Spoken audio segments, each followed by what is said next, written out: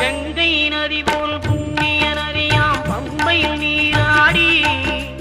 சங்கரன் மகனை கும்பிடுவார் சஞ்சலம் இன்றி ஏறிடுவார் நீலிமலை ஏற்றம் சிவபாலனும் ஏற்றிடுவார் காலமெல்லாம் நமக்கே அருள்காவலராயிருப்பார் தேகபலம் தா பாதபலம் தா தேகபலம் தா பாதபலம் தா தேகபலம் தா